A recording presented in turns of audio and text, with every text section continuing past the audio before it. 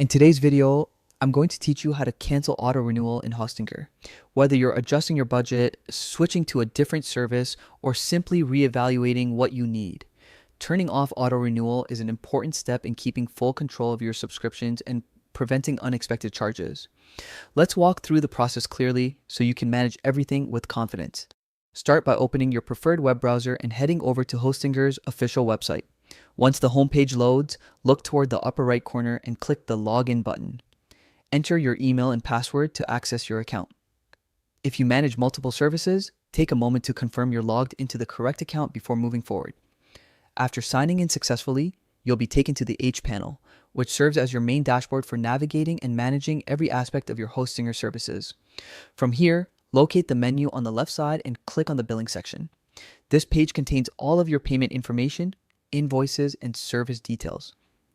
Inside the billing area, select the tab labeled Subscriptions. This is where Hostinger displays each of your active services, including hosting plans, domains, email services, and any extra tools you've subscribed to. It's a good idea to review this list occasionally so you always know what you're being billed for and can make adjustments when necessary. Once you find the subscription you want to modify, click the small arrow icon next to it. This will expand additional options for managing the selected service. In the drop-down menu, look for the option labeled Disable Auto Renewal. This is the key control that determines whether Hostinger automatically renews your subscription at the end of the billing period. Click on Disable Auto Renewal to proceed. Hostinger may display a confirmation prompt asking you to verify your decision.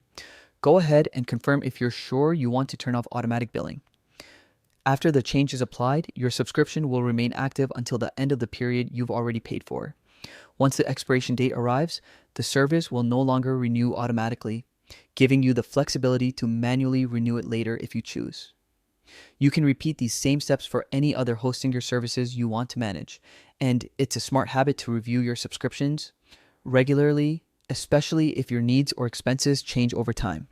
Staying aware of what you have enabled helps you avoid unnecessary costs and ensures that all your active services match your current goals or projects. And that's all it takes. You've now successfully disabled auto renewal for your Hostinger subscription and taken another step toward managing your online tools with control and clarity. Thanks for watching, and feel free to check out our other tutorials if you want more guidance on managing your Hostinger account or improving your web hosting experience.